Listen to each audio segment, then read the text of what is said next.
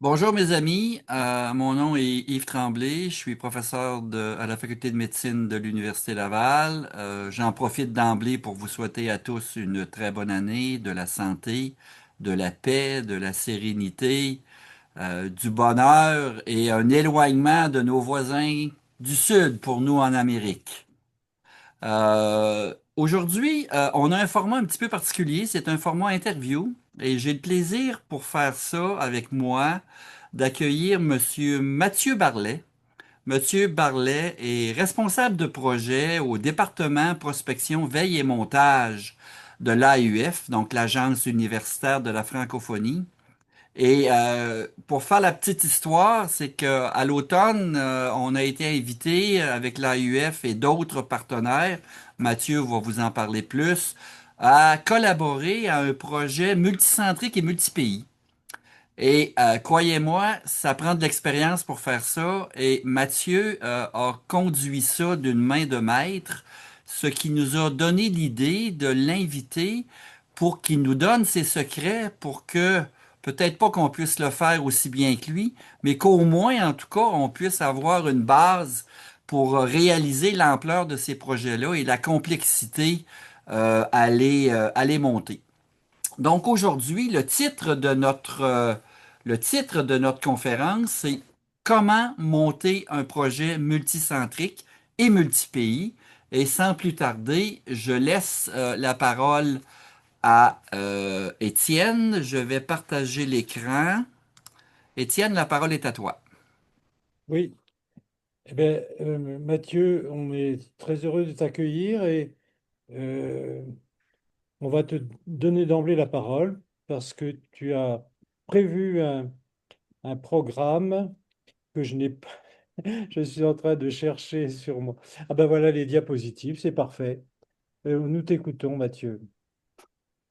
Bien, merci de me passer la parole et merci de m'avoir invité. Je suis ravi d'être là et aussi à la suite de ce montage sur lequel on a travaillé en commun et pour faire donc cette présentation donc sur la thématique comment monter un projet multicentrique et multi-pays. Donc le but de cette session, c'est de faire aussi un petit retour d'expérience sur un montage que l'AUF a comment dire, a entrepris en collaboration, en partenariat avec le GRISOF, entre autres, sur un appel européen donc, qui s'appelle GenAI for Africa et dont l'objectif était de travailler sur un transfert d'une technologie prédéveloppée en Europe vers l'Afrique qui a pour but vers des pays africains avec l'objectif de résoudre une problématique sociale. Voilà, la santé était un des grands enjeux et donc c'est à ce titre qu'on a travaillé ensemble et qu'on a déposé donc le 2 octobre 2025 si mes souvenirs sont bons. Donc voilà, donc comme indiqué, c'était un projet bon multicentrique. Je pense que c'est un terme qu'on n'utilise pas tant que ça, mais qui je pense utilise vraiment, enfin en tout cas relève l'idée selon laquelle il y a plusieurs acteurs, d'accord, qui jouent un rôle important, qui sont situés dans différents pays, comme l'indique l'expression multi-pays, et multicentrique a un sens aussi particulier puisqu'en fait, il y a aussi des notions intellectuelles, des domaines, des cœurs de métier en fait qu'on doit coordonner avec des acteurs aussi qui ont voilà, leur propre réalité, leurs propres expertises. Et c'est dans ce sens-là qu'on va l'aborder, puisque dans ce projet, il y avait une question donc évidemment de transfert et qu'il y ait quand même deux grands sujets d'expertise. La médecine, puisque le sujet était santé, en l'occurrence le diagnostic de l'épilepsie, et une partie enfin plus technique, plus liée avec l'ingénierie technique, qui est évidemment sur l'intelligence artificielle. Voilà, puisque bon pour rapidement le détailler, le projet a tourné donc enfin a porté sur un transfert d'une application capable de détecter l'épilepsie sur la base de vidéos, d'un transfert en partie d'une technologie allemande détenu par l'Université de la Charité vers le Sénégal et le Cameroun. Voilà, avec des acteurs roumains, sénégalais, camerounais, allemands, l'AUF. et je ne pense pas en oublier. Voilà. Donc, juste un petit peu pour cadrer, donc on est sur cette présentation va vraiment porter sur un format de travail, de montage un petit peu particulier, c'est-à-dire qu'on va se mettre sur le cadre donc de montage de projet dans le cadre d'appel à proposition et non pas d'appel d'offres ni de gré à gré sur des formats internationaux. Voilà, j'ai fait exprès de cadrer là-dessus, puis ça correspondait à ce qu'on a fait. Et c'est pour pas rentrer non plus dans trop de détails sur d'autres formats de négociation, pour être vraiment, l'idée, c'est de se dire comment est-ce que le Grisov, puis vous, dans vos universités, pouvez monter des projets dans des appels à propositions, appels à projets compétitifs et internationaux. Voilà, pour l'introduction. OK, donc comme je disais tout à l'heure, on va procéder par question. Donc, Mathieu, voici la première question.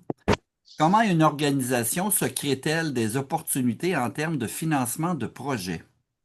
Alors, pour répondre donc à cette première question, il faut comprendre un petit peu le cadre. On est sur il y a une tension qui existe en fait, sur une tension parfois qui peut être vécue comme une contradiction, puisqu'en fait on travaille sur des sujets de recherche, développement, de médecine par exemple, qui sont quand même globalement d'intérêt général, dans un contexte de coopération au développement qui est, qu'on le veuille ou non, très compétitif, puisqu'en fait on a une demande qui, évidemment, à la base vient des populations, mais qui quand même reste émise par un bailleur de fonds conformément à des priorités thématiques, géographiques et d'une offre qui est représentée ou en tout cas proposée par, par la société civile, des administrations, enfin en tout cas par des acteurs, des personnalités morales qui vont donc être en compétition pour obtenir le financement. Donc c'est vraiment, il faut vraiment comprendre qu'on est dans un marché d'offres et de demandes, d'offres de financement, de demandes de financement,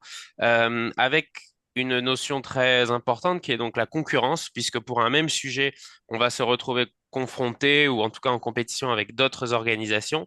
Et on travaille dans un contexte aussi de contraintes, puisqu'on a des contraintes budgétaires, opérationnelles, politiques, éthiques qu'il faut évidemment prendre en compte. Donc c'est très important d'être dans ce schéma-là et parfois ça peut créer un peu des tensions, mais c'est une réalité un peu entre guillemets brutale à laquelle il faut voilà savoir répondre. Pour prendre peut-être un exemple sur le projet qu'on a déposé, donc ça s'appelle Genesis, sur cet appel Gen AI for Africa, on sait qu'il y a deux projets qui vont être sélectionnés et que 215 ont été deux projets vont être sélectionnés et 215 ont été déposés. Donc on est sur un taux de sélection de moins d'1%. C'est sévère. Il y a des appels qui sont moins comment dire compétitifs en termes de statistiques, mais ils peuvent être compétitifs au niveau qualitatif. Bon, toujours est-il que voilà, c'est assez c'est un petit peu brutal quoi. Et donc il faut l'accepter et le prendre en compte et l'intégrer malgré le fait que notre projet soit très utile et un grand potentiel d'impact. Tout ça, il faut réussir à le démontrer et à se différencier. Pour cela, c'est vrai pour se créer, donc il faut prendre en compte. La deuxième chose, c'est comment est-ce qu'on agit. Et dans ce cadre-là, certes, le montage est peut-être est quelque part la dernière étape, même si on parle d'un cycle, mais il doit être précédé d'autres actions qui sont relatives principalement à la prospection et à la veille. La prospection, c'est tout un travail d'intelligence, entre guillemets, intelligence de marché pour le coup, qui a pour but d'amener l'organisation qui prétend déposer sur des sujets à connaître en l'occurrence son marché, mais au-delà de ça, son environnement. Donc évidemment, il y a l'environnement des bailleurs, puisque c'est de là que vient l'offre de financement. Mais au-delà de ça, c'est de comprendre qui fait comment, quelle est la valeur ajoutée, avec un objectif à la fois de différenciation, mais aussi parfois de collaboration, comment trouver des synergies. Donc ça, c'est une partie vraiment d'anticipation, de socialisation avec son environnement, les différents acteurs, et donc de création de confiance, puisque souvent quand même on est lauréat, on a plus de chances d'obtenir un financement si on est déjà familiarisé avec évidemment le bailleur et puis les partenaires avec lesquels on se présente. Ça, c'est un premier point.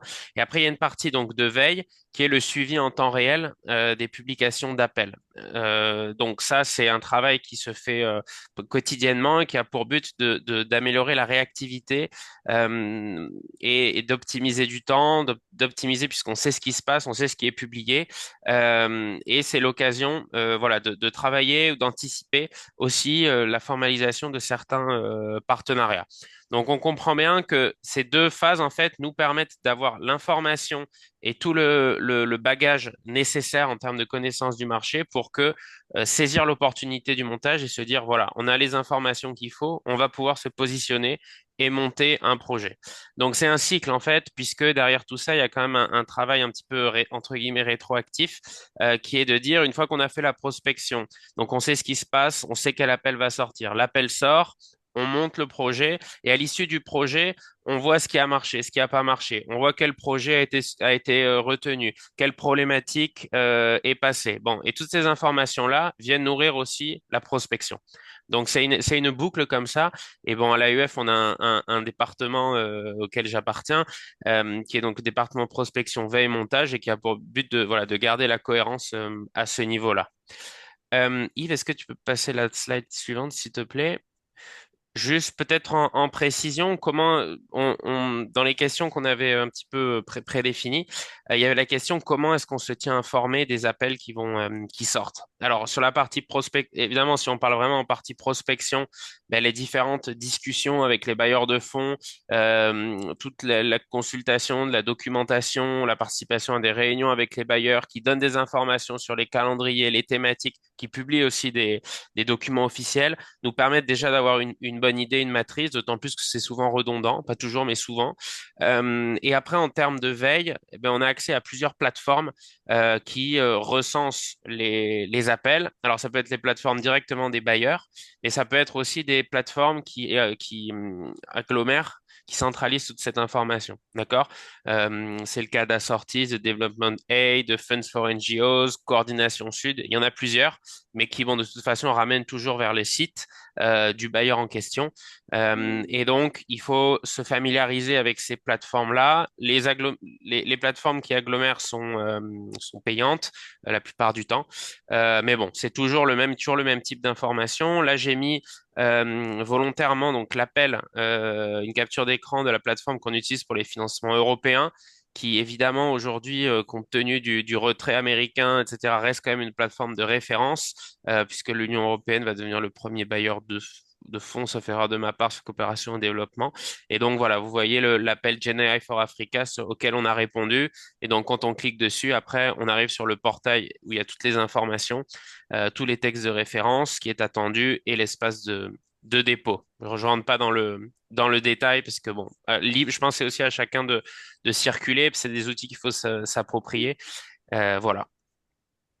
On peut O- passer à la question suivante. OK. La question numéro 2, comment identifier les ressources disponibles pour un montage et comment baliser le sujet? Alors, La juste, ouais, diapo suivante, s'il te plaît, Yves. Oui, voilà. oui. Donc, donc une fois qu'on a passé qu'on prétend se lancer donc sur un montage, donc ça veut dire que notre exercice de prospection et de veille a été fructueux puisqu'on a saisi une opportunité qui nous semble nous convenir. Donc évidemment, il faut qu'il y ait un alignement entre l'appel et les priorités de l'organisation. Un alignement, une fois de plus, un thématique géographique, bon, général. Donc, il est important pour eux se positionner, décider si on se positionne ou pas. Donc, c'est un premier cas d'arbitrage. Est-ce qu'on se positionne pour un montage ou pas? D'analyser l'appel. Donc, une fois de plus, c'est revoir toute la question de l'alignement entre les priorités du bailleur et les priorités de l'organisation.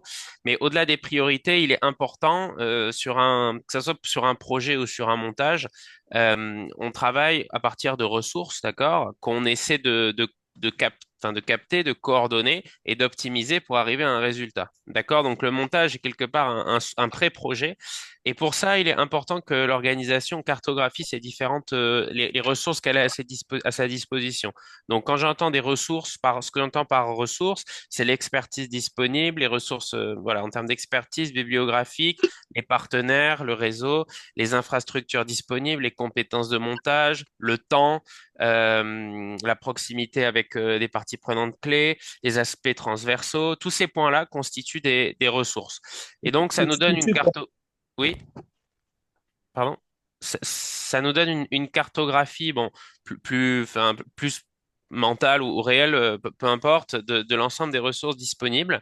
Et en fonction des ressources qu'on a, on va arbitrer sur si on en a suffisamment ou pas. Et pour ce faire, on se base sur deux. On ne vient pas aujourd'hui. Vous Hein? m'entendez, c'est bon? Fermez Tu vos vas venir micros, demain. s'il vous plaît. Fermez vos micros. On se base sur comment on appelle, sur deux axes, la qualité des ressources et leur disponibilité. D'accord? Il est logique que si les ressources sont indisponibles parce qu'on n'a pas le temps de les solliciter, parce qu'on n'a pas les experts, bon, dans tous les cas, on n'avance pas. Si les ressources ne sont pas de bonne qualité, ben, on les mobilise pas non plus parce que ça n'a pas de sens compte tenu de la compétitivité. Après, dans l'excès un petit peu inverse, entre guillemets, si on a des ressources optimales de la qualité, beaucoup des ressources de qualité est disponible, on réfléchit peu. Si on a des ressources acceptables, c'est-à-dire voilà, dont la qualité et la disponibilité sont acceptables, en général, on va avoir tendance à les prendre aussi. Et puis, il va y avoir une partie des ressources qui sont un peu entre les deux, qui sont au centre de ce diagramme, de qualité, de disponibilité peut-être plus moyenne que les autres. Et dans ce cas-là, on va arbitrer, savoir si on les mobilise ou si on les mobilise pas. Et à l'issue donc, on fait cette cartographie-là. Et à l'issue donc de cet arbitrage, on décide si on a suffisamment de ressources fiables. Si oui, on y va. Sinon, on n'y va pas. Il y a aussi la ressource temps hein, qui est importante à prendre en compte. Voilà. C'est un point important et c'est une évaluation qu'on fait de manière collective. Et un autre point important à mentionner, c'est qu'à part les ressources dont on dispose vont nous permettre de problématiser le sujet. Prendre un exemple, sur le cas du projet Genesis, on est parti tout de suite en santé parce qu'on avait un certain nombre de facteurs qui nous y poussaient. Et on a été un petit peu, on a hésité pendant un moment. Enfin, c'est pas une hésitation passive, hein, c'est un vrai arbitrage entre partir sur la dermatologie ou partir sur la neurologie, d'accord? Et en fait, on s'est rendu compte que les ressources sur la dermatologie étaient insuffisantes. On n'avait pas l'application qu'on devait transférer. Donc, du coup, on s'est rendu compte qu'on avait plus de ressources au niveau de la neurologie sur sur les questions épileptiques notamment à partir de quoi on a défini collectivement hein, une problématique et à laquelle on s'est tenu pour le reste du projet. Donc voilà, la problématisation, elle arrive à l'issue de cette mesure, cette analyse, cet arbitrage sur les ressources. Voilà. Et il y a un petit point que je voulais aussi un petit peu juste souligner, que Yves, tu m'as posé l'autre jour, c'est comment est-ce qu'on réalise des recherches complémentaires? Parce que évidemment, on est sur des problématiques qui sont larges. On est dans un département de montage de projet. On est expert de pas grand-chose. Comment est-ce que d'un coup, entre guillemets, je sais pas si je devrais dire on s'improvise, mais en tout cas, on se met en responsabilité, en lead sur des projets comme ça. Bon, ce qui est sûr, c'est que on a besoin c'est l'expertise hein, qui va driver le tout. Donc, le but, c'est d'avoir les ressources déjà disponibles au maximum. C'est-à-dire que si on est sur un sujet X, d'avoir le plus d'expertise possible pour que le monteur de projet en tant que tel n'ait pas trop de recherche à faire. Pour autant, quand on monte un projet sur un sujet qui nous est un petit peu étranger, on peut s'appuyer soit sur ce qu'on sait déjà, soit sur des recherches complémentaires qui, en toute franchise, sont assez générales, relativement limitées. C'est-à-dire qu'on ne cherche pas à devenir expert. Donc, on va utiliser des plateformes. Si on a besoin vraiment de données un peu universitaires, on va aller sur Scholar, sur Kern ou autre. Après, ça va être la presse, ça peut être des vidéos, ça peut être l'IA aussi, pour essayer d'avoir le plus comme de prise, quoi, comme sur un mur d'escalade, d'avoir le plus de prises possible pour en tout cas pouvoir se mouvoir, comprendre de quoi on parle. Voilà. Mais une fois de plus, celui ou celle qui monte le projet n'est pas expert. C'est un rôle d'ingénierie, donc de mobilisation, de coordination et d'optimisation des ressources pour aboutir à un résultat le plus profitable possible. Voilà. Donc, expertise, pas forcément. Connaissance minimale des enjeux, oui. Troisième question, mon ami. Comment constituer une équipe de montage optimale, efficiente? Alors, la constitution de l'équipe de montage, elle est le fruit de ce qu'on vient de soulever hein, sur l'évaluation des ressources disponibles. D'accord? Une fois que donc on se décide de se positionner sur le montage, donc on a une équipe de montage qui se forme, qui va être composée en fait de deux grands groupes d'acteurs. On va avoir vraiment ceux qui sont sur le montage, d'accord? L'équipe de montage, donc qui va avoir un rôle opérationnel qui va être là en fait pour structurer le montage du projet, pour articuler les ressources, transposer le langage des experts dans un langage projet. Euh, voilà, donner vraiment la structure et dans les formes attendues et dans le vocabulaire, le jargon attendu par les bailleurs. Évidemment, il y a une partie budgétaire aussi. Donc, c'est vraiment la partie opérationnelle. Et cette équipe de montage doit travailler naturellement avec les experts qui, eux, sont les, entre guillemets, qui détiennent la partie vraiment scientifique ou le terrain et qui sont vraiment sur la substance du projet. D'accord? Donc, ils vont donner des axes sur l'orientation du projet, ils vont insérer la matière, donner des orientations méthodologiques, fournir les données, la justification. Voilà, donc c'est vraiment une dialectique, un dialogue, une collaboration entre ces deux mondes, en prenant en compte qu'évidemment, à l'intérieur de ces groupes, on va avoir des sous-catégories, puisque dans l'équipe de montage, il y a ceux enfin, on est censé tous, voilà, avoir des compétences assez variées, mais il va y avoir ceux qui vont être plus à l'aise en budget, d'autres plus sur la structuration des objectifs, d'autres plus sur le suivi évaluation. Et dans les experts, c'est pareil. On va avoir ceux qui sont plus, là, pour le cas du projet Genesis, plus ingénieurs, les médecins. Bon, voilà. Donc, il y a il y a vraiment ce dialogue à construire. Et donc, c'est vrai que ce qui est quand même agréable ou souhaitable, c'est d'avoir une équipe de montage qui est quand même le plus possible consciente de la problématique dont on parle, parce que l'équipe, du coup, va comprendre quand les experts parlent. Et à l'inverse, c'est toujours bien d'avoir des experts qui connaissent ce qu'est un montage de projet, en tout cas qui connaissent les tenants et les aboutissants, qui ont travaillé dessus, parce que ça leur permet eux aussi de filtrer ou de tourner leurs propos dans le langage du montage de projet pour qu'après les deux puissent s'imbriquer. Donc c'est un point assez important. Ça rajoute de la fluidité. Et ça rajoute, voilà, il y a toujours un enjeu un petit peu de temps, un enjeu d'efficacité. D'ailleurs, pas un petit peu, complètement. Et donc, ça permet de faciliter. Bon. En plus de ces rôles formels, il y a des rôles et des postures informelles qui sont quand même prégnants. Il y a dans des équipes de montage de projet, il va y avoir des leaders, il y en a d'autres attendent plus comment dire, les consignes, d'autres qui vont être très passionnés, très spécialistes, puis d'autres un peu plus passifs, dans des cas vraiment embêtants, parce qu'il y a toujours des conflits dans les montages de projets un peu, entre guillemets, clandestins, bon. Mais globalement, c'est normal, c'est l'expérience humaine. Et dans tout ça, il y a des constantes quand même qu'il faut tenir. La première, c'est qu'un leader de montage ou une leader doit toujours être dynamique, puisque c'est elle ou lui qui impulse le rythme. Donc, c'est indispensable. Sans rythme, sans foi, enfin, le mot est peut-être un petit peu trop fort, mais sans détermination, en lead, ça, c'est compliqué. Ça risque de coincer, puisqu'après, on doit quand même composer avec voilà, toutes les parties prenantes. Ensuite, le montage pour le lead, mais pour tout le monde, en fait, c'est avant tout un exercice de management. D'accord? Il faut composer avec les rôles formels et informels. Des intérêts qui divergent, des parties qui se comprennent pas toujours, soit sur le fond, soit pour des questions un petit peu voilà d'intérêts divergents. Il faut composer avec les fuseaux horaires, les langues, les calendriers, les émotions, les désaccords, les ressources, les contraintes pour optimiser et rester compétitif. Et donc dans tout ça, même si évidemment tout le monde est conscient de ces règles du jeu et globalement tout le monde joue le jeu, il faut quand même susciter de l'adhésion, de la motivation. Et moi, je pense qu'il faut aussi susciter une forme de plaisir, d'engagement, parce que ça joue beaucoup et surtout sur des montages longs, comme ça a été le cas pour Genesis. Si on n'a pas d'adhésion, un minimum d'adhésion, que ce soit sur le fond, le plaisir aussi de se retrouver, d'avancer, c'est un peu compliqué. Donc, prendre aussi en compte que dans ce créneau-là, un montage, c'est de la négociation, de l'arbitrage et de la responsabilité.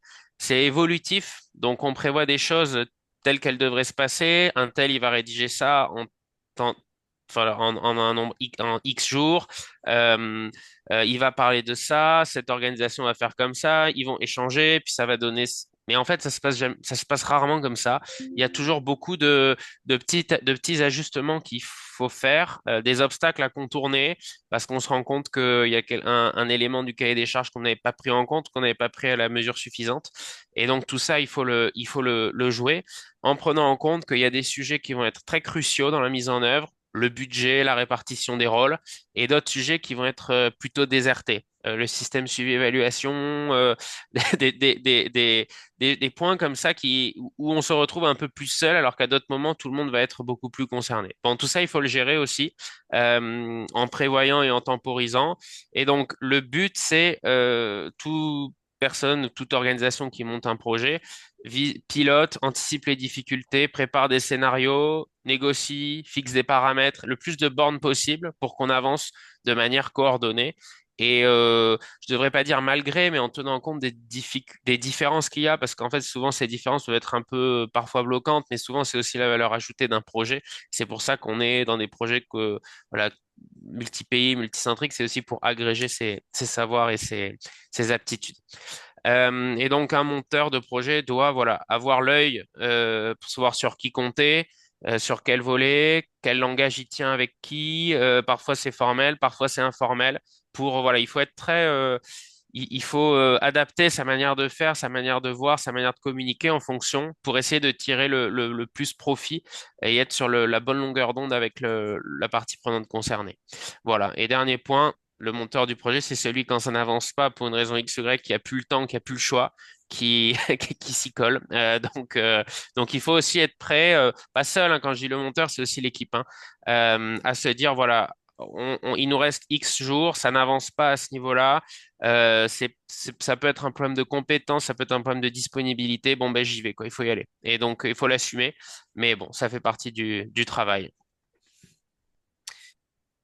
On peut Mais passer à la question suivante, Yves. oui, merci. Tu l'as dit tout à l'heure, il y a plusieurs compétences, il y a plusieurs exigences, il y a plusieurs personnes qui vont participer à ces textes-là. Chacun a son style, chacun écrit un peu à sa façon. Comment tu fais pour assurer l'homogénéité des textes? Parce que le réviseur qui va lire ça, il faut surtout pas qu'il s'aperçoive qu'il y a 25 personnes qui ont écrit ça, même s'il y en a peut-être 25. Ça prend une forme d'homogénéité. Comment tu t'assures de cette homogénéité-là? Alors, il faut prendre en compte que quand on aborde, en tout cas nous, hein, les montages, on souhaite ou on valorise le fait que euh, chaque expert, chaque personne engagée euh, rédige. Alors, comment dire, si on est 25, on n'attend pas à ce qu'il y ait 25 personnes qui rédigent, mais en tout cas que chaque volet du projet ou chaque zone d'expertise soit prise en charge, chaque work package, en fait, soit prise en charge par au moins une personne. Donc, on se retrouve souvent théoriquement avec des montages à 5 mains, quoi, on va dire, à peu près. Bon, alors, sur ce point-là, il y a deux choses à prendre en compte. La première, c'est qu'il y a une homogénéité sur le fond et une homogénéité sur la forme. Je vais commencer sur le fond parce que c'est certainement plus complexe avec plus d'enjeux. Euh, ce qui est important de comprendre, c'est que pour assurer une bonne homogénéité, déjà, il faut que les rôles soient répartis clairement. Il y a un setup un petit peu général qui est important à avoir sur la répartition des rôles, sur qui rédige quoi, dans quel délai. Ça, c'est un premier point de base pour qu'il n'y ait pas de surprise et en tout cas que les zones d'incertitude soient les plus limitées. Bon, dans les faits, comment dire, ça borne, mais ça suffit pas toujours, puisque évidemment, on a toujours des réunions. Il faut planifier aussi des réunions de suivi, des réunions de rédaction, alors qu'elles soient plénières pour avoir un suivi général ou par composante de projet. Euh, mais bon, ça permet théoriquement d'avoir un suivi, une homogénéité, de pouvoir au jour le jour, en tout cas à la semaine, suivre ce qui se fait et d'assurer une cohérence générale au niveau de la rédaction. Bon, ce qui est sûr, c'est que c'est pas toujours évident parce que bon, les gens peuvent avoir leurs obligations dans une certaine mesure, mais il peut y avoir aussi des gens qui ne se enfin, on peut entre parties prenantes ne pas se comprendre. Ça arrive régulièrement. Et puis, ou alors travailler un petit peu en silo, quoi. Un tel, il va faire sa partie sans se préoccuper de ce que l'autre fait, puis les réunions ne suffisent pas. Et dans ce cas-là, l'équipe de montage, enfin le monteur du projet, doit faire cet effort justement de traduction. Doit savoir aussi dire, voilà, là, on s'est pas bien compris, il va falloir retravailler, proposer des corrections, négocier, parce que il peut y avoir aussi des divergences, parce que par exemple, il y a deux volets qui se superposent. Il peut y avoir une certaine rivalité, un qui veut faire A, l'autre qui veut faire B, puis ça se comprend pas trop. Donc voilà, donc il faut faire cet effort de négociation, de médiation, et malgré tout, le monteur du projet, il va faire aussi des choix. Donc, si par exemple on est des arbitrages une fois de plus, si on est sur si on a deux partenaires qui s'entendent pas, qui se comprennent pas, ben, il y a un moment il faut faire un choix. Ça engage de la négociation, de la médiation, mais c'est comme ça qu'on arrive en fait à. C'est aussi un petit peu un exercice de prendre des parties, prendre parti, même si évidemment de manière argumentée, mais parfois on se trompe. Mais bon, moi je pense que dans ces situations-là de montage où on est quand même tendu sur le fond par rapport au délai, il faut prendre parti parce que le coût, à mon avis, de pas prendre parti est plus cher à l'arrivée que celui de se tromper. Bon, peut-être que mes collègues ont un autre avis, mais je pense que on a à peu près le même ressenti à ce niveau-là. Bon, voilà. Donc ça, c'est la première question sur la forme, sur le fond, pardon. Sur la forme, c'est quelque part un petit peu plus simple. Alors, les corrections de forme sont souvent parfois plus chronophages quelque part, mais on s'appuie toujours sur le cahier des charges en fait de l'appel. Donc, il y a des normes très claires, d'un nombre de pages. Des questions de marge, etc. Donc, si ça dépasse, si c'est pas dans le bon format, on a cet argument-là. Au-delà des questions syntaxiques, orthographiques, un petit peu de base, bon, il y a toujours une diplomatie à faire, hein, mais bon, on s'appuie sur c'est peut-être plus conventionné, quoi, et donc ça permet voilà, d'avancer et de gérer. Puis une fois de plus, on a le monteur de projet, peut prendre le parti aussi ben voilà, de revoir des paragraphes, de les fusionner, de refaire des formulations. C'est même une grande partie du travail qu'il ou elle assume. Voilà. OK, merci. On va passer à la question suivante.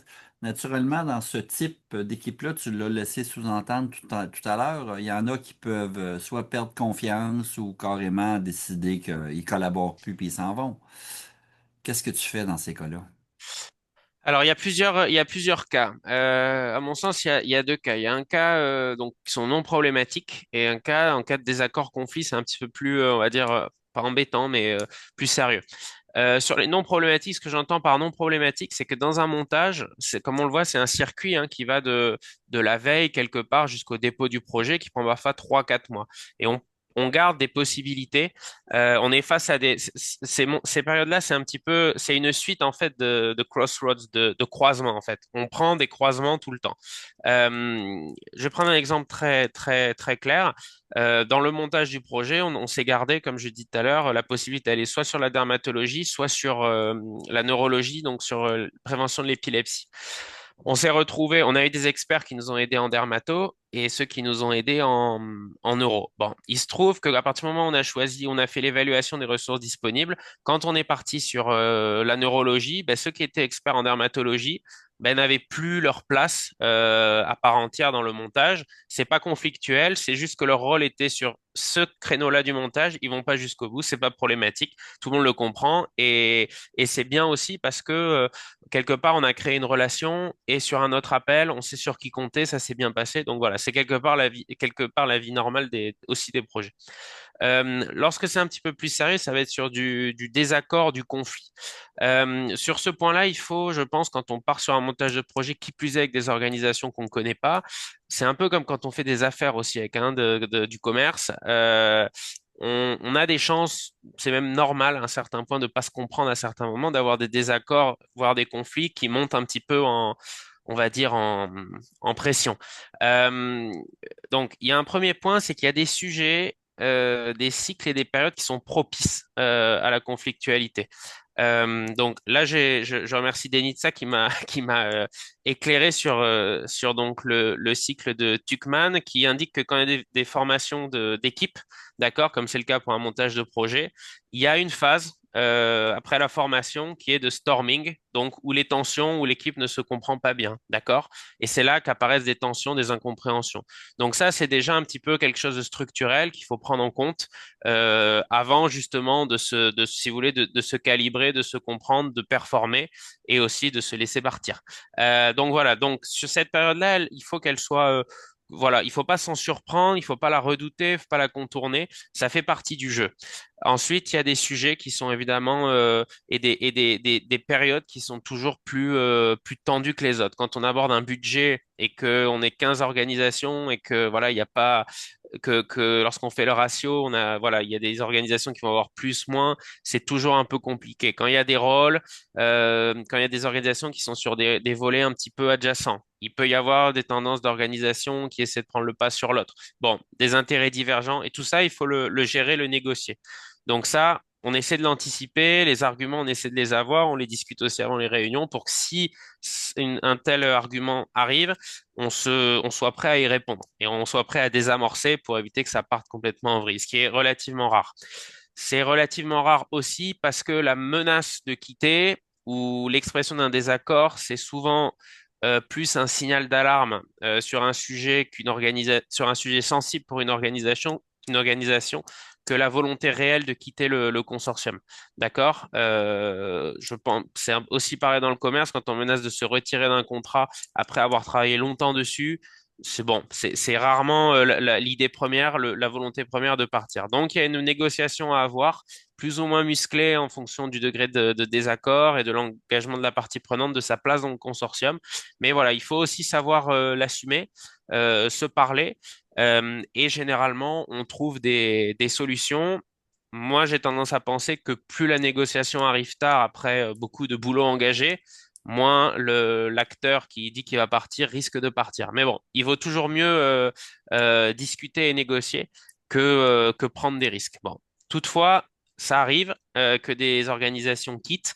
Et dans ce cas-là, on jauge un petit peu le rôle du partenaire concerné, sa substituabilité. Est-ce qu'un autre acteur est capable de prendre ce qu'il était censé faire ou censé produire?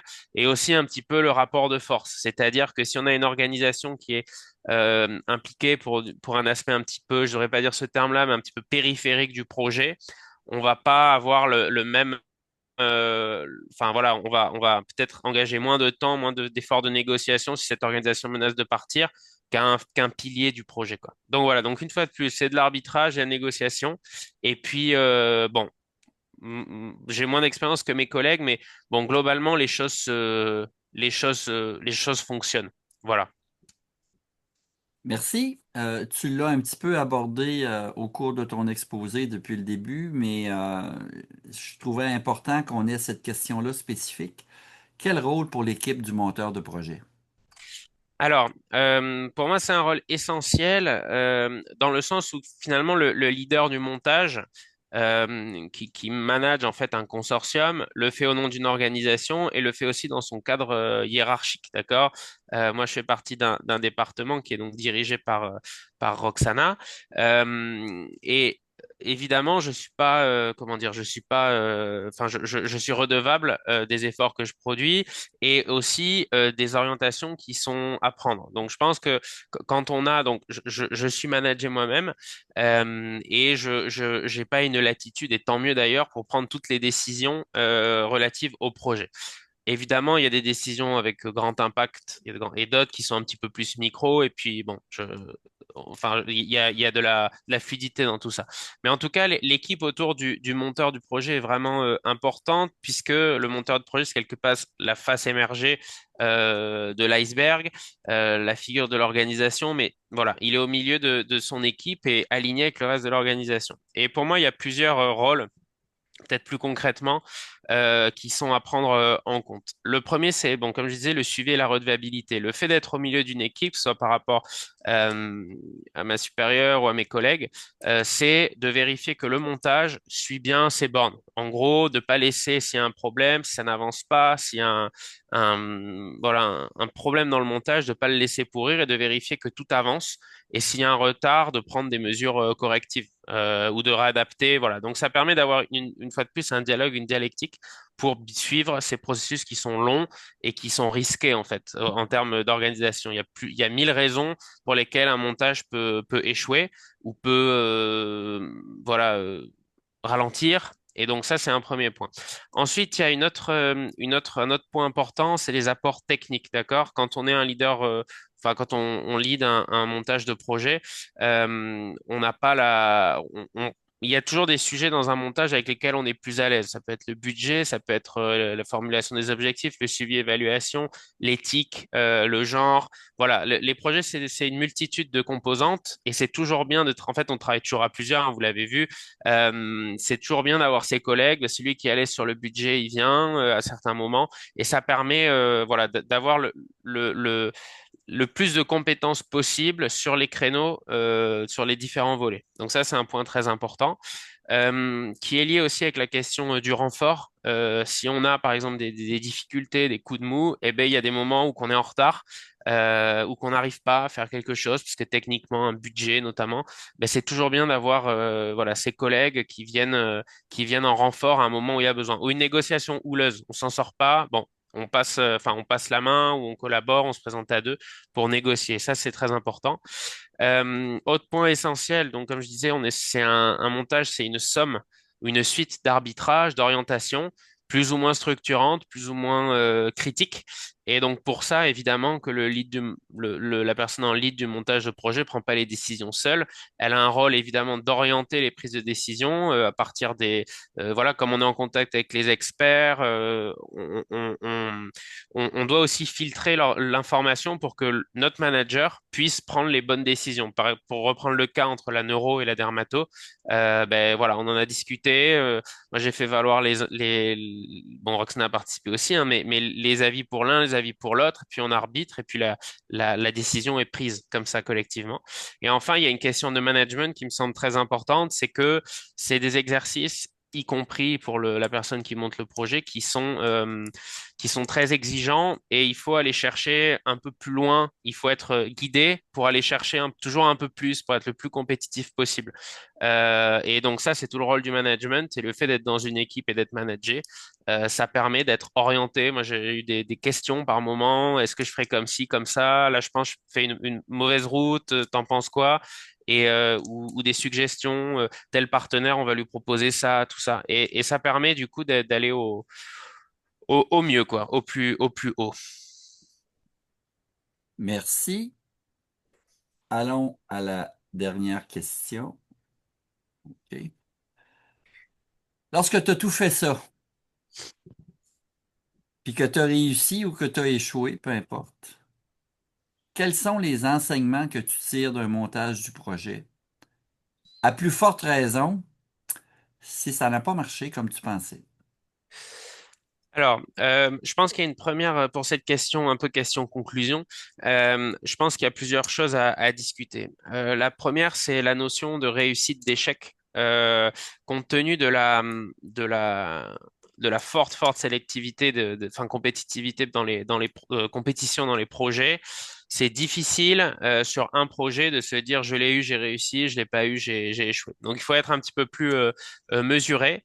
Euh, il faut se dire que quand on monte quand on se lance dans un montage, à mon sens, il y a deux principes vraiment à suivre, et dont dépend peut-être plus la réussite et l'échec que le résultat en tant que tel. Le premier, c'est qu'il faut se dire qu'on va au bout, coûte que coûte, entre guillemets. Alors évidemment, s'il y a un gros problème, il faut savoir aussi dire qu'on n'y va pas, mais en tout cas qu'on y va, sans convaincre, d'accord?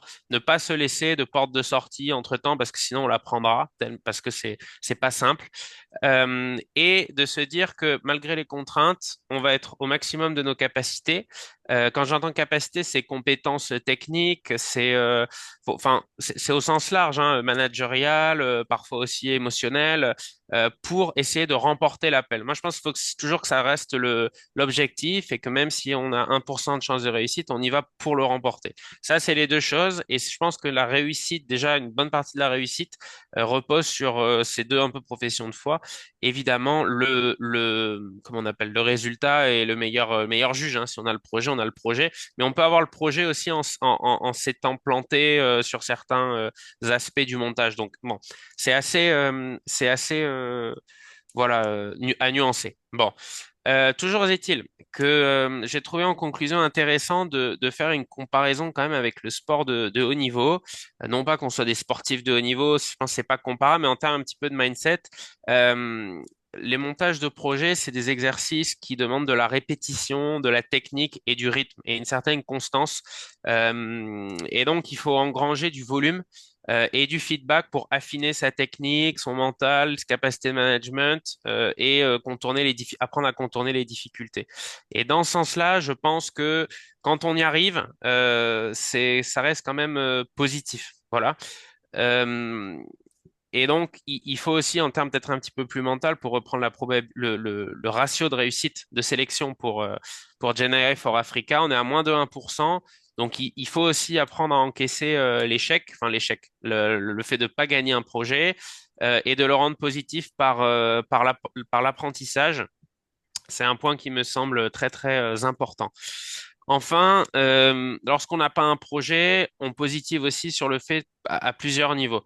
Le premier, c'est que souvent, on a déblayé des aspects, on s'est confronté à des choses, on a acquis des compétences de fait qui vont pouvoir être réutilisées pour le projet d'après.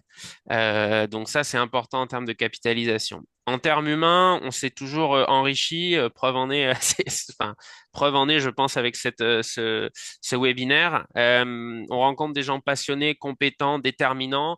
Et puis, donc, c'est quelque chose qui est quand même satisfaisant dans une vie professionnelle, que ce soit sur le fond, sur ce qu'on apprend, sur les relations qu'on crée, etc. Et aussi sur ce que ça ouvre en termes de perspectives, projets, puis aussi humaines.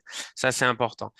Et il y a une question aussi, un caractère assez grisant, c'est que quand on monte des projets, on est systématiquement confronté, comme je l'ai dit, à la résolution de problèmes, contourner des obstacles, optimiser. Et en fait, c'est des choses qu'on résout. Et je trouve que pour la confiance, même si on n'a pas le projet, on est rarement dans des positions, je trouve, même dans nos vies en général, où en fait on accumule les problèmes qu'on résout globalement assez vite. Et ça, je trouve que c'est bien et c'est aussi ce qui permet un petit peu d'affiner sa démarche pour les projets à venir. Et donc, le tout en synthèse, j'ai pris volontairement trois citations de Tony Nadal, qui est donc l'oncle et entraîneur de Raphaël Nadal, qui est un petit peu bon, je sais pas comment dire, bon client pour faire des phrases comme ça, un petit peu des punchlines sur le sport. La première, c'est celui qui est le mieux préparé, et généralement celui qui gagne. Donc ça, c'est vraiment sur le volume de montage, être préparé, accepter, savoir ce qui nous attend et avoir l'expérience. Donc ça, c'est la première chose. Il est rare qu'un projet compétitif soit gagné par une organisation, bon, ça arrive, hein, mais une organisation primo-accédante qui se lance. Donc c'est pour ça qu'il faut y aller. La deuxième chose, c'est l'attitude modifie l'aptitude. Plus l'attitude est bonne, plus les chances de réussite sont grandes. Donc ça, voilà, c'est un petit peu ce que je disais sur la confiance, la motivation quand on porte un montage. Il faut être toujours essayer d'être toujours dans une bonne disposition pour négocier, être motivé, se battre, parce que c'est là que ça réussit. Il est rare qu'un projet soit remporté lorsque le montage est très houleux, que les gens jouent pas le jeu. Voilà. Et la troisième, bon, si l'on est prêt à se donner une chance, on peut y arriver. C'est vraiment l'idée de se dire qu'il faut y aller, que même si, parce que on peut vite, enfin, je pense que beaucoup de montages, comme beaucoup de matchs par ailleurs, peuvent être perdus avant d'être joués parce que on considère que la compétition est trop grande. Enfin, il faut rester réaliste, hein. Mais je pense que voilà, globalement, il faut y aller, il faut être prêt à 5, 6, 7, 8 fois ne pas avoir le projet, puis à un moment il va tomber, puis ça tombera de plus en plus souvent. Et j'ai trouvé ça assez intéressant de citer Tony Nadal, parce que voilà, comme je disais, il est bon client, et puis je pense que son poulain a bien réussi aussi. Donc voilà. En tout cas, je vais m'en arrêter là. J'ai été ravi de faire ce temps avec vous. Puis je reste disponible pour les questions, puis peut-être mes collègues, si mes collègues ont aussi des choses à rajouter, qu'ils soient bienvenus. Ben, merci énormément, Mathieu. J'ai cessé le partage. Merci beaucoup. Naturellement, la parole est à vous. Je vois les cœurs qui s'élèvent à travers les gens. Donc, écoute, Mathieu, tu as fait un exposé magistral que j'ai beaucoup aimé. Et j'aime bien de temps en temps, quand c'est possible, essayer de faire un wrap-up très, très rapide de tout ce que tu viens de dire. Et puis, si vous me permettez, après ça, je vais passer la parole et je vais me taire, ce qui n'est pas nécessairement fidèle à mes habitudes, mais enfin. Je dirais que une très grande qualité que non seulement les monteurs, mais tous ceux qui participent à ce type de projet-là, la première qualité, au-delà des expertises, je pense que ça prend de l'humilité pour aller dans ce type de projet-là, pour la simple et bonne raison que tu dois avoir comment je dirais, tu dois avoir une écoute et une approche interdisciplinaire et transdisciplinaire. Ce qui veut dire, selon moi, que au-delà de ton savoir que tu vas communiquer à l'ensemble du groupe, il faut que tu sois capable d'écouter, il faut que tu sois capable d'écouter les autres, il faut que tu sois capable de les comprendre. Naturellement, il faut que tu puisses être capable de les intégrer dans ton propre savoir à toi, quitte peut-être à ce que tu sois obligé de repenser ce que tu avais dit au départ. Et donc, tout ça ensemble, si tu veux réussir ça, ça prend une certaine forme d'humilité.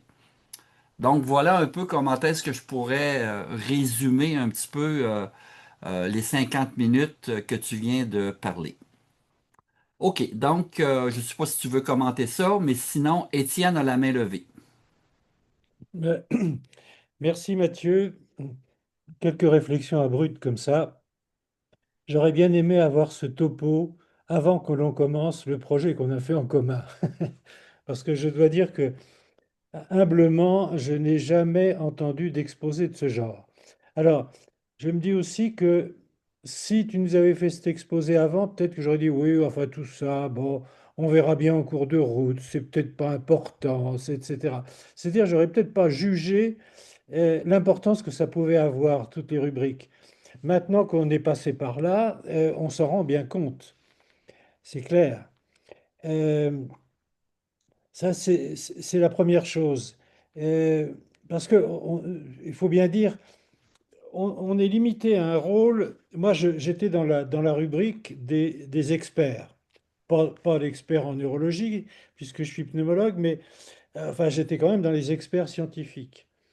Et quand on est expert scientifique, on a plutôt tendance à dire, oui, bon, enfin, bon, c'est un projet scientifique, c'est ça qui compte, le reste, on va habiller ça correctement, et puis tout ira bien. Puis on se rend compte en cours de route que ça ne se passe pas comme ça.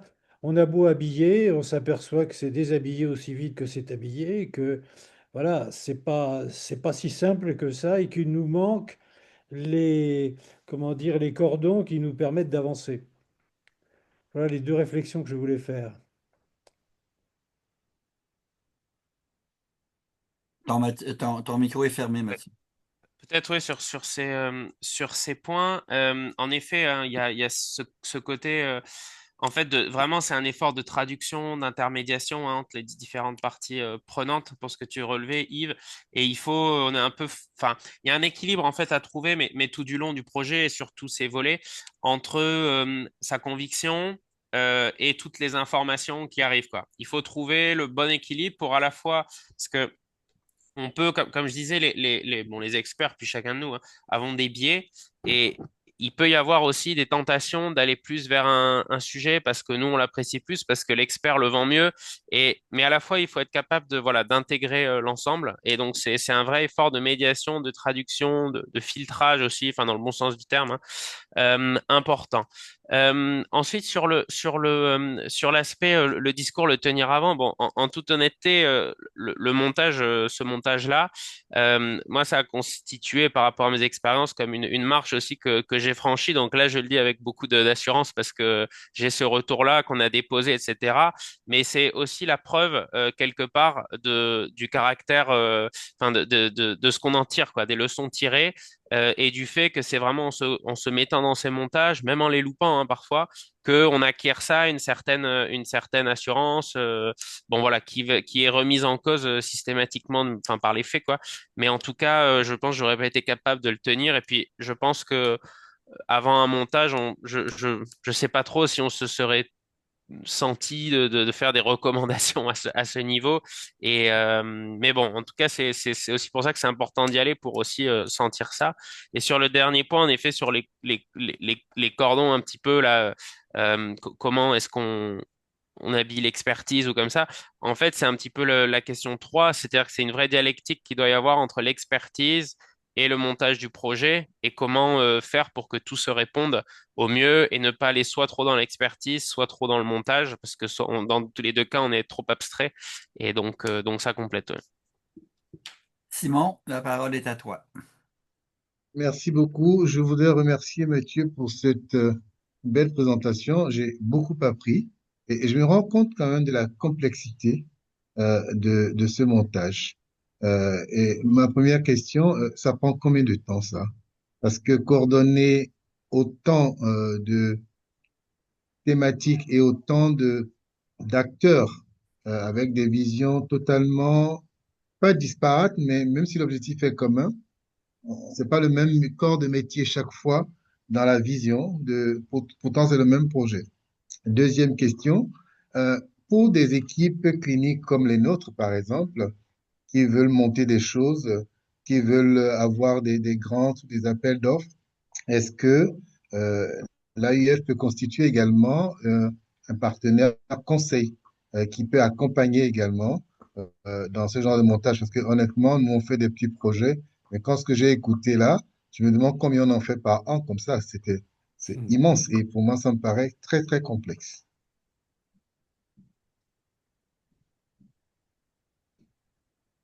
Merci pour la question. Je vais peut-être démarrer la réponse, puis si mes collègues Roxana ou Yasmina veulent, ou Denissa veulent le compléter, je leur passerai la parole bien volontiers. Donc sur le temps, cet appel, l'appel en question, il a été ouvert 4 mois, de début juin à début octobre. Il avait été annoncé avant dans le qu'on appelle le work programme, d'accord, mais officiellement, il est ouvert pendant 4 mois. Ce qui est sûr, c'est qu'il y a plusieurs phases en fait. Il faut savoir que évidemment, il y a comment dire, il y a des négociations avec des acteurs externes, mais tout d'abord, il y a un positionnement interne, l'AUF étant aussi une organisation décentralisée. Il a fallu un petit peu se coordonner en interne pour voir aussi sur cette question des ressources, qui avait quoi comme ressources en termes de partenaires, etc., combiner tout ça. Euh, Après, on a fait les choix dans ces concertations, on a fait les choix, on a rencontré, on a mobilisé les réseaux, hein, la direction des réseaux, c'est comme ça qu'on est rentré en lien avec le Grisoff. Et après, il y a la partie vraiment de rédaction. La rédaction en tant que telle, en gros, on a mis, je dirais, un, un bon mois et demi pour en interne et avec les réseaux un petit peu déblayer la question. Ensuite, on a mis un mois et demi de plus pour faire tous les arbitrages. Donc, il faut prendre aussi en compte, c'était l'été.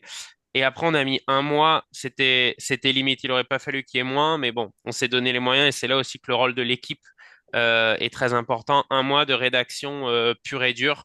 On a sprinté en gros tout le mois de septembre. L'idéal est d'arriver sur les 2 premières phases d'un mois et demi, un petit peu plus les raccourcir pour se laisser un petit peu plus de temps de rédaction. Mais bon, ça après, ça fait partie des choses qui se passent pas comme, enfin voilà, sur lesquelles il y a des petits deltas quoi dans la réalisation. Sur la question de l'AUF, donc bon, à mon sens, le projet qu'on a monté montre justement que l'AUF est disponible, disposé pour monter des projets de ce type. Donc, je ne l'ai pas mentionné, mais c'était un projet de 2 millions d'euros, d'accord, qui est qu'on a jaugé enfin, qu'on a fait sur 36 mois. Mais je pense qu'en effet, s'il y a des demandes, l'AUF est aussi au service de ses membres et ça. Donc, s'il y a des demandes sur des appels, l'AUF, je pense, son rôle, c'est vraiment aussi de savoir que telle université est intéressée, de mettre en lien et d'essayer de coordonner quelque chose voilà, pour que ça aboutisse. Là, c'est vrai qu'on avait repéré l'appel, c'était au niveau de l'AUF, puis après on est allé vers les membres, mais je sauf erreur de ma part, la vocation de l'AUF, c'est aussi de donner suite aux demandes de ses membres. Voilà. Je ne sais pas si Roxana, Denisa ou Yasmina voulaient rajouter quelque chose. Oui, merci Mathieu. Effectivement, la manière dont nous collaborons, d'une part avec nos membres, avec nos réseaux, avec les acteurs des écosystèmes universitaires et au-delà, ça peut prendre plusieurs formes. Dans le cas de ce projet, c'était l'AUF qui était à l'initiative de ce montage de projet et donc nous avons sollicité nos partenaires et à travers les partenaires, nos partenaires dans le cadre des réseaux, nous avons pu aussi fédérer un nombre d'acteurs et nous sommes partis ensemble pour le montage du projet. Néanmoins, le processus, il peut être inverse aussi et c'est le cas par ailleurs. Donc, il y a un partenaire, que ce soit un acteur universitaire, un membre de réseau, un acteur de l'écosystème qui identifie un projet, qui identifie une opportunité et qui se dit, j'aimerais bien avoir l'AUF comme partenaire dans le dépôt de ce projet parce que l'AUF peut apporter une valeur ajoutée à travers sa présence internationale, son expertise et ainsi de suite. Et donc, il y a un contact, un lien qui se fait à travers nos bureaux régionaux. Je pense que vous êtes déjà au courant. Nous sommes une organisation qui est présente un peu partout dans le monde. Et donc, à travers les équipes régionales, il y a les premières discussions. Si jamais, donc le département que j'ai le plaisir de diriger et dans lequel je travaille avec Denitza, avec Mathieu, avec nos collègues de la Yasmina, de la direction des réseaux, donc nous sommes des équipes qui travaillent dans la centrale de l'AUF, ce qu'on appelle comme ça. Et donc, nous sommes à l'écoute et à l'appui des initiatives qui remontent de nos équipes régionales. Donc, nous serons là pour appuyer les projets importants qui sont montés en collaboration avec nos collègues un peu partout dans le monde. Et par ailleurs, en termes de veille aussi, au sein de notre département, Mathieu l'a très bien présenté, nous avons aussi cette fonction de veille, d'identification des opportunités. On identifie, bien évidemment, notre rôle, c'est d'identifier des opportunités pour lesquelles c'est l'AUF qui va se positionner encore une fois avec vous, parce que nous sommes un réseau de réseaux, comme on le dit, mais il y a aussi des opportunités que nous diffusons et que nos collègues, encore une fois, de la direction des réseaux partagent avec les membres des réseaux avec lesquels l'AUF travaille. Donc, nous identifions des opportunités pour lesquelles l'AUF n'est pas forcément éligible, mais nous pensons que ça peut être intéressant pour nos réseaux et je suis convaincue que par la suite, cette information, elle circule et elle arrive là où elle doit arriver. Merci. Merci, Étienne. Tu as une nouvelle Oui, non, mais une intervention courte. Je crois que la question de Simon Ategbo était très importante parce que euh, s'il y avait un nouveau projet qui sortait demain, eh bien, je réfléchirais à deux fois en me disant avec quelle équipe on va monter ça, comment on va faire. Et si je sais que à l'AUF, il y a les ressources nécessaires et qu'on peut discuter, vous savez, j'ai vu passer un projet qui est intéressant, mais est-ce que vous êtes prêts? Est-ce qu'on pourrait travailler ensemble? Ça change complètement les choses. Et se lancer à corps Oui, perdu sans avoir toute la réflexion que Mathieu nous a exposée, c'est voué à l'échec, quasiment, assurément. tout à fait. D'autres Parce qu'il faut, questions, d'autres il faut bien commentaires? dire, non, simplement pour rajouter, pour dire que il y a Mathieu, effectivement, Roxana a été très utile, Yasmina aussi, Denitsa. Enfin, il y a une équipe sérieuse au niveau de l'AUF, hein, ça, c'est Exact. incontestable.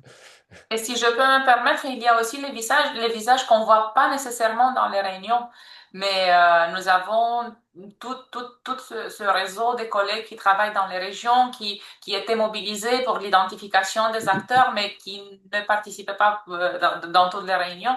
Donc nous sommes vraiment une équipe qui est présente sur le terrain et qui essaye d'être au plus proche de ses membres, de ses partenaires. Hmm. Merci. D'autres questions, merci, commentaires? merci beaucoup. Merci, mon ami Simon. Oui, Yasmina, là, vous avez une main ouverte, une main levée? Merci. Bah, je tiens à remercier déjà Mathieu pour son exposé et puis d'une telle fluidité qui traduit bien la maîtrise qu'il a des rouages de montage de projet. Moi, j'ai beaucoup plus été quand même impliquée dans la coordination de projets plutôt que le montage, même si j'ai une idée quand même des différentes étapes qu'implique le montage d'un projet, surtout ces projets de type européen. Moi, je voulais poser une question sur les opportunités de resoumission ou de recyclage en fait du projet en cas de non-sélection. Parce qu'en fait, Ouais. tout le temps qui a été investi, la mobilisation, etc., les efforts, on voit bien quand même que les chances de sélection sont quand même relativement faibles. Il peut y avoir beaucoup de concurrence, 125 projets, deux projets retenus. Et je me dis, si ce n'est pas le cas, si le projet n'est pas retenu, est-ce qu'il y a des possibilités de réadapter, de recycler ou de resoumettre, peut-être même dans un autre cadre, le projet afin quand même de capitaliser toute l'expérience, l'effort. Hein, voilà, ça c'est, c'est une question que je me pose. Alors, sur ce point-ci, en effet, c'est une question légitime qu'on se pose tous. Alors, pour ce projet-là, et pour d'ailleurs la plupart hein, des projets comme ça, parce que comme je disais au début, j'ai fait une distinction entre voilà, là, c'est quand même des projets qu'on construit de A à Z, des appels compétitifs, parfois il y a des appels qui sont un peu plus restreints, sur des appels d'offres, sur des segments qu'on recycle peut-être un petit peu moins, qui sont aussi plus fléchés. En tout cas, pour ce type de projet, c'est une question qu'on se pose évidemment depuis le dépôt et sur laquelle on avancera à partir enfin, de manière peut-être plus concrète, plus opérationnelle, dès qu'on aura le résultat, puisque bon, c'est vrai qu'une fois de plus, même s'il y a un taux qui statistiquement nous rend vulnérables, bon, on est, comme je disais au début, on est là pour être, pour gagner. En tout cas, on l'a fait dans cet état d'esprit. Toujours est-il qu'en effet, je pense que cette question, elle renvoie aussi à tout le travail de prospection. C'est-à-dire qu'avec un travail de prospection constant, développé, on a une idée de notre environnement, on a une idée des bailleurs de fonds, qui soient privés ou publics, qui sont sur ces questions-là et qui pourront être intéressés pour financer tout ou partie du projet en cas de refus pour l'Union européenne. Donc, enfin, pour le moment, je reste assez évasif, toujours puisqu'on n'a pas pris d'action. Enfin, on a pris des actions, mais bon, ça reste encore embryonnaire. Mais en tout cas, on a un plan justement on travaille sur des hypothèses pour justement redéposer ailleurs, reproposer, peut-être plus sur des formats de gré à gré. Donc ça, c'est une première question. Et la deuxième, c'est que la plupart de ces appels sont redondants, soit de manière vraiment telle quelle, soit bon, parfois un peu plus large, un peu plus réduit. Et bon, l'appel Horizon est ressorti, donc enfin le work programme est ressorti. Donc on garde cette question-là pour évidemment optimiser à la fois pour l'effort qu'on y a investi, mais aussi pour comment dire, pour les opportunités qui se présentent, ce montage-là. Ouais, c'est... Yves, si tu permets. Oui, vas-y, Simon. Oui, j'avais juste, je crois que Mathieu a répondu à ma question en partie, parce que je me disais, si au cours du processus du montage, on a sollicité des gens pour lesquels il faut rémunérer une partie du travail qui est fait, et qu'au bout du compte, le projet n'est pas retenu, euh, qui va payer? Et ça aussi, c'est quelque chose que on voit dans les actions collaboratives parfois qui n'ont pas complètement abouti, mais pour lesquels on a quand même demandé des services intermédiaires qui étaient nécessaires. Je pense que là, vous avez entendu qu'il peut y avoir des bailleurs qui peuvent couvrir ces dépenses. Est-ce que c'est le cas en pratique? Alors, je parlais pas en termes enfin, les trois, enfin, je pense dans l'énorme majorité des cas, il est bien stipulé que les bailleurs de fonds ne rémunèrent pas, je parle sous contrôle de Roxana aussi, ne rémunèrent pas les dépenses engagées pour la mise en œuvre, pour le montage, pardon. Donc ça, c'est un risque que prend, et c'est pour ça que dans l'étude des ressources, la décision de montage, c'est important à prendre. C'est des considérations importantes à prendre.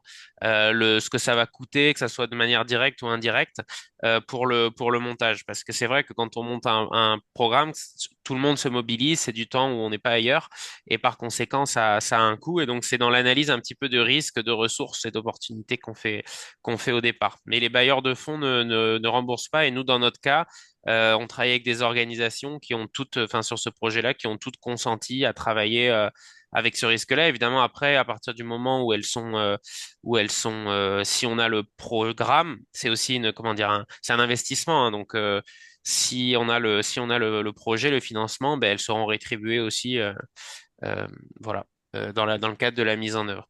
Je sais pas, Roxana, si tu veux rajouter quelque chose sur ce point. Oui, en fait, ça fait partie de la pratique du montage de projet. Et lors de la construction du consortium, l'ensemble des parties prenantes décident, donnent en quelque sorte leur accord pour investir le temps et l'expertise nécessaires au montage de projet, tout en sachant que c'est un temps qui risque de ne pas être rémunéré si jamais le projet n'est pas gagné. Mais ça fait partie de la logique de comment les choses fonctionnent pour le montage de projet. Et si je peux me permettre, juste par rapport à la question de Yasmina, l'ensemble de ce projet, il y a quand même un grand travail derrière, il n'est jamais perdu parce que soit si jamais il n'est pas retenu, nous avons l'avantage d'obtenir une évaluation de la part du bailleur et avec des recommandations d'amélioration. Et donc, le projet, il peut être retravaillé, amélioré et redéposé, pourquoi pas dans le cadre du même appel qui sera lancé par la suite, ou bien un projet qui est amélioré peut être déposé en réponse à un autre appel qui se présente de la part d'un autre bailleur. Donc, c'est toujours un travail qui n'est pas perdu, mais qui est valorisé jusqu'à ce qu'on arrive à avoir un financement pour le mettre en œuvre. Oui, merci. Je voulais juste ajouter un commentaire, si vous permettez. Et ça fait suite à ce que Roxana a dit, puis à ce que Mme Yaspina a posé comme question aussi, là. Effectivement, c'est pas perdu parce que là, je dirais que Mathieu, l'équipe et tout le monde ont pris un certain niveau d'expertise, un certain niveau d'expérience dans ce type de projet-là. Et même si l'appel ne revient pas, s'il y a des appels un peu équivalents qui reviennent, et que la structure se représente un peu comme ça, ben, probablement que si on a pris 3 semaines pour faire l'étape A, ben là, on va prendre une semaine après. Peut-être avec d'autres gens, mais etc. Donc, c'est pas perdu.